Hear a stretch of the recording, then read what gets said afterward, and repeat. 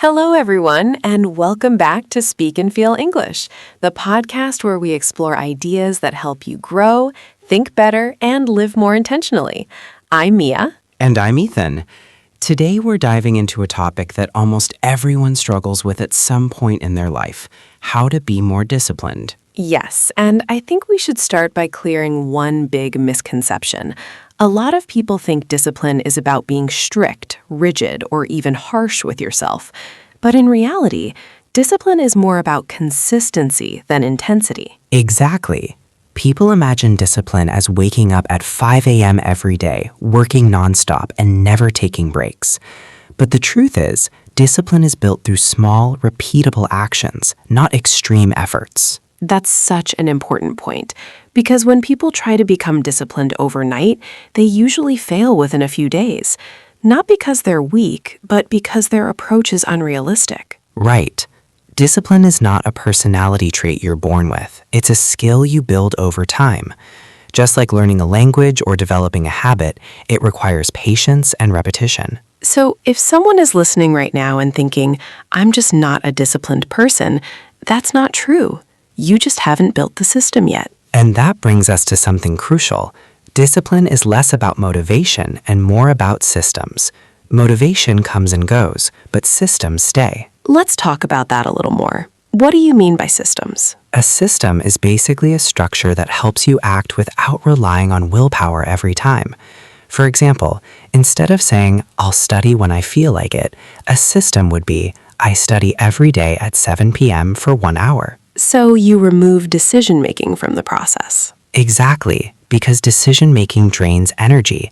The more decisions you have to make, the more likely you are to avoid doing the task. That explains why people procrastinate so much.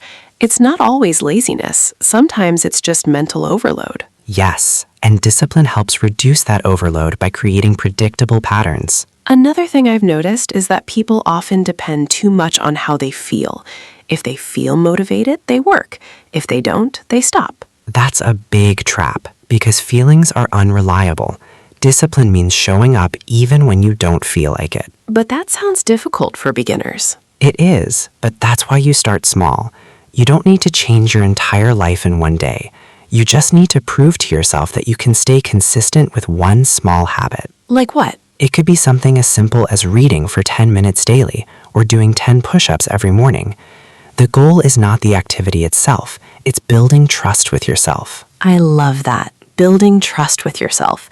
Because every time you break a promise to yourself, your confidence drops. And every time you keep a promise, your discipline grows. So discipline is not just about productivity.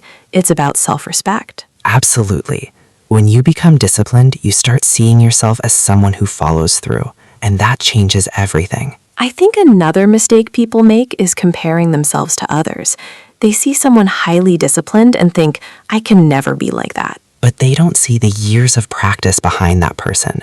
Discipline is not built in a week. It's built over time through repeated effort. So instead of comparing, focus on your own progress. Yes, ask yourself, am I more disciplined than I was last week? That's what matters. And I think we should also mention that discipline doesn't mean perfection. That's very important. You will fail sometimes. You will miss days. But discipline is about getting back on track, not being perfect. So if someone misses a day, they shouldn't give up completely. Exactly. Missing one day is a mistake. Missing multiple days becomes a pattern. So recover quickly. That's a powerful mindset shift. And once you understand this foundation, building discipline becomes much more realistic. So now that we understand what discipline really is, let's talk about how to actually build it in daily life. The best way to build discipline is through habits, because habits reduce effort. Once something becomes automatic, you don't have to force yourself to do it. But forming habits is where most people struggle. True. And one of the biggest reasons is that they try to do too much at once. They create unrealistic routines and then feel overwhelmed. So what's a better approach? Start with one habit, just one, and make it so easy that you can't fail. Can you give an example? Instead of saying, I'll work out for an hour every day, start with, I'll exercise for 5 minutes. It sounds small, but consistency matters more than intensity. That removes resistance. Exactly. The easier the habit, the more likely you are to stick with it. And once it becomes consistent, you can increase the intensity. Yes, discipline grows gradually. You don't jump to the final level immediately. Another thing I've heard is that environment plays a huge role. It does. Your environment can either support your discipline or destroy it. How so? For example, if you want to study but your phone is always next to you, you're making it harder for yourself. But if you keep distractions away, discipline becomes easier. So instead of relying on willpower, you design your surroundings. Exactly. Make good habits easy and bad habits difficult. That's such a practical strategy. Another useful method is habit stacking. What does that mean? It means attaching a new habit to an existing one. For example, if you already drink coffee every morning, you can add a new habit right after that, like reading or journaling. So you're using an existing routine as a trigger. Yes, and it makes the habit more natural and easier to remember. I think accountability is also important. Definitely. When you share your goals with someone, you're more likely to follow through. Because you don't want to disappoint them. Exactly. Accountability adds a layer of responsibility. And what about tracking progress? Tracking is powerful. When you see your progress visually, it motivates you to continue. Like marking a calendar every day you complete a habit? Yes, and once you build a streak, you won't want to break it. That creates momentum. And momentum is key to discipline. Let's talk about something real. Laziness and procrastination. Everyone faces it at some point, no matter how disciplined they appear on the outside. Absolutely, and I think it's important to clarify something right away. Procrastination is not simply about laziness. In many cases, it's actually about avoidance, avoiding discomfort, pressure, or even fear of failure. That's interesting because people often label themselves as lazy when in reality they might just be overwhelmed or unsure about where to start. Exactly. When a task feels too big or unclear, the brain naturally resists it. It looks for easier, more comfortable alternatives, which is why people end up scrolling on their phones or doing less important tasks. So the issue is not a lack of discipline, but the way the task is perceived. Yes, and that's why one of the most effective strategies is to break tasks into smaller, manageable parts. When something feels easy to start, you're much more likely to take action. That makes sense. Starting is usually the hardest part. It really is. There's even a simple rule that helps with this, the 2-minute rule.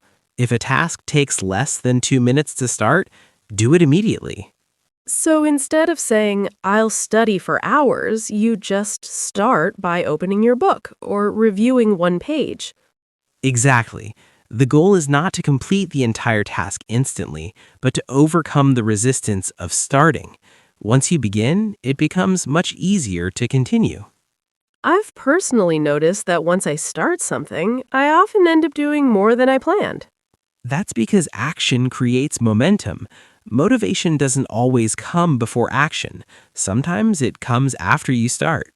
That's such a powerful shift in thinking. Instead of waiting to feel motivated, you act first. And that's where discipline truly begins. It's about taking action even when you don't feel ready. Another reason people procrastinate is fear. Fear of failure, fear of not being good enough. Yes, and perfectionism plays a big role in that. People want to do things perfectly, so they delay starting altogether. Which ironically leads to no progress at all. Exactly. Discipline requires you to accept imperfection. It's better to do something imperfectly than not do it at all. So instead of aiming for perfect results, focus on consistent effort. Yes, progress is always more valuable than perfection. Let's talk about distractions as well. In today's world, it's incredibly easy to lose focus. That's true. Distractions are everywhere. Phones, social media, notifications, and every time you get distracted, it becomes harder to return to your task. So how can someone manage that? One effective method is to create a distraction-free environment. Keep your phone away, turn off notifications, and set a specific time for focused work. Almost like creating a dedicated space for discipline. Exactly. When your environment supports focus, you don't have to rely entirely on willpower. I've also heard about working in short intervals, like focused sessions followed by breaks. Yes, that's a very practical technique. You work for a set period, like 25 minutes, and then take a short break. It helps maintain concentration without feeling overwhelmed. Because long, continuous work sessions can be exhausting. Exactly. Discipline doesn't mean pushing yourself to the point of burnout. It means working smart and sustainably. Another thing people struggle with is consistency after failure. If they miss a day or fall behind, they lose motivation completely. That's a very common issue. People think one mistake ruins everything, but that's not true. What matters is how quickly you recover. So instead of focusing on the mistake, focus on getting back on track. Yes, one missed day doesn't define your discipline, but giving up entirely does. That's a strong message. Discipline is about resilience, not perfection. Exactly. You will have days where you don't feel like doing anything. That's normal. The key is to still take a small step forward. Even if it's just a minimal effort. Yes, because maintaining the habit is more important than the intensity of the effort. I think another important factor is clarity. When people don't have clear goals, they tend to procrastinate more. That's very true. If you don't know what you're working towards, it's hard to stay motivated. Clear goals provide direction. So instead of saying, I want to improve my life, you define specific actions. Exactly. For example, I will read 10 pages every day is much clearer and actionable. That reduces confusion and makes it easier to take action. Yes, and clarity reduces resistance. So far, we've talked about habits, systems, and overcoming procrastination, but I think there's another layer to discipline that often gets overlooked: mindset. I completely agree, because even if you have the right strategies, without the right mindset, it's very difficult to stay consistent over the long term. Exactly. Your mindset determines how you respond to challenges, failures, and even success. And one of the most important mindset shifts for discipline is understanding that discomfort is part of the process. That's something people try to avoid all the time. They want progress without discomfort. Yes, but growth and comfort rarely go together. If something feels challenging, it usually means you're moving in the right direction. So instead of running away from discomfort, you learn to accept it. Not just accept it, you start seeing it as a sign of progress. When you feel resistance, it often means you're doing something that matters. That changes the entire perspective. Discomfort becomes meaningful instead of something negative. Exactly.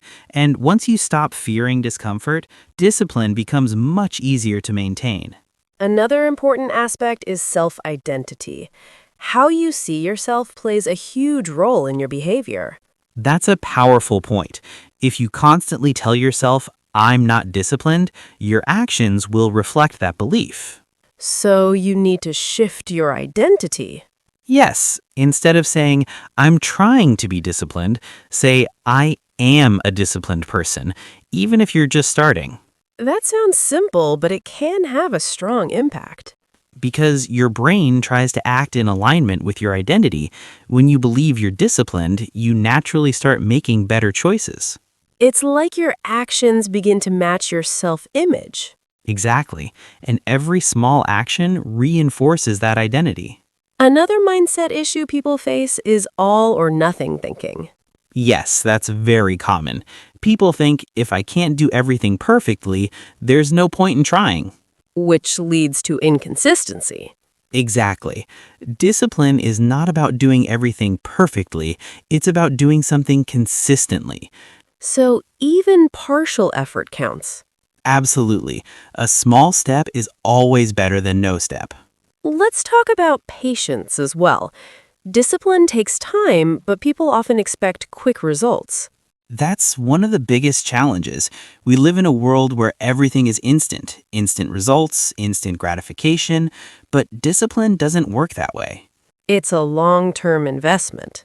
Yes, and the results are not always visible immediately. You might be putting in effort every day without seeing noticeable changes. And that's where many people give up. Exactly. They think it's not working, when in reality, progress is happening slowly in the background. So, discipline requires trust, trusting the process even when results are not visible. That's a great way to put it. You have to believe that your efforts will pay off over time. Another mindset shift is focusing on the process rather than the outcome. Yes, when you focus only on results, you can feel discouraged if things don't go as expected. But when you focus on the process, you stay consistent regardless of the outcome. So, instead of thinking about the final goal, you focus on daily actions. Exactly. Discipline is built in the daily routine, not in the final result. Let's also talk about self-compassion. People are often too hard on themselves. That's true. When they make a mistake, they criticize themselves harshly, which actually reduces motivation. So instead of being harsh, they should be understanding. Yes, treat yourself the way you would treat a friend. Encourage yourself instead of tearing yourself down. Because discipline is not about punishment. It's about growth. And growth requires a positive and supportive mindset. Exactly. You need to create an internal environment that supports your progress. Another important factor is clarity of purpose. Why you want to be disciplined matters a lot. Yes, because when your why is strong, it becomes easier to stay consistent. So instead of just setting goals, you connect them to a deeper reason. Exactly. For example, instead of saying, I want to work out, you say, I want to stay healthy and energetic so I can live a better life. That gives meaning to your actions. And meaning creates motivation. As we move into the final part of this conversation, I think it's important to focus on how discipline evolves over time. Because at the beginning, it feels like effort, but eventually, it becomes a lifestyle. That's absolutely true. In the early stages, discipline feels uncomfortable and forced. You have to remind yourself constantly, push yourself, and stay aware of your actions. But over time, those same actions become automatic. So what once felt difficult starts to feel natural. Exactly. And that's the goal, to reach a point where discipline is no longer something you struggle with daily, but something that becomes part of your identity and routine. But getting to that stage requires consistency over a long period of time. Yes, and this is where many people lose patience. They expect discipline to feel easy within a few days or weeks, but in reality, it takes repeated effort before it becomes effortless. So the key is to stay consistent even when it doesn't feel natural yet. Exactly. You have to go through the phase where it feels uncomfortable. That phase is necessary for growth. Another thing I've noticed is that disciplined people don't rely on motivation as much as others. That's a great observation. They understand that motivation is temporary. It comes and goes. So instead of depending on it, they rely on routine. So even on days when they don't feel like doing anything, they still follow their routine. Yes, because discipline is about commitment, not mood. Your actions should not depend on how you feel in the moment. That's a powerful mindset, separating feelings from actions. And it gives you control over your life. Because if you only act when you feel motivated, your progress becomes inconsistent. Let's also talk about balance. Some people think discipline means working all the time and never relaxing. That's a common misconception. True discipline includes balance. It's about managing your time effectively so you can work, rest, and enjoy life without guilt. So discipline is not about restriction, it's about structure. Exactly. When you have structure, you actually create more freedom. You know when to focus and when to relax. That's interesting because most people think discipline limits freedom. But it's the opposite. Lack of discipline leads to chaos, stress, and wasted time. Discipline brings clarity and control. Another important point is long-term thinking. Yes, disciplined people focus on long-term benefits rather than short-term comfort. So instead of choosing what feels good now, they choose what will benefit them later. Exactly. It's about delayed gratification, the ability to resist immediate pleasure for a greater reward in the future. That requires strong self-control. It does, but it also becomes easier with practice. The more you practice discipline, the stronger your self-control becomes. I think reflection is also important, taking time to evaluate your progress. Yes, reflection helps you understand what's working and what's not. It allows you to adjust your approach and improve continuously. So discipline is not just about action, it's also about awareness. Exactly. You need to be aware of your habits, your triggers, and your patterns. Another thing is celebrating small wins. That's very important. People often wait for big achievements to feel proud, but small wins matter just as much. Because they keep you motivated. Yes, and they reinforce your progress. Every small step forward is proof that you're improving. So instead of focusing on how far you have to go, you appreciate how far you've come. Exactly. That keeps your mindset positive and encourages consistency. Let's also touch on the idea of discipline during difficult times. That's where discipline truly shows. It's easy to stay consistent when everything is going well, but real discipline is maintaining your habits even when life becomes challenging. When you're tired, stressed, or unmotivated. Yes, those are the moments that define your growth. Even a small effort during tough times can make a big difference. So discipline is not about being perfect in ideal conditions. It's about showing up even in imperfect conditions. Before we close this conversation, let's summarize everything we've discussed throughout this episode. Sure, discipline starts with small, consistent actions. It grows through habits and systems rather than motivation. It requires overcoming procrastination by taking action, even when it feels difficult. It depends on mindset, accepting discomfort, being patient, and focusing on progress. And finally, it becomes a lifestyle through consistency, balance, and long-term thinking. If there's one message we want to leave our listeners with, it's this. Discipline is not something you either have or don't have. It's something you build one small step at a time. And anyone can build it with the right approach and mindset. Exactly. It's not about being perfect. It's about being consistent. And with that, we come to the end of today's episode. Thank you so much for listening and spending your time with us. If you found this conversation helpful, make sure to follow and stay connected with Speak and Feel English for more insightful discussions like this. And don't forget to subscribe to the channel for more podcasts that help you grow, think better, and improve your life step by step. We'll see you in the next episode. Take care and stay consistent.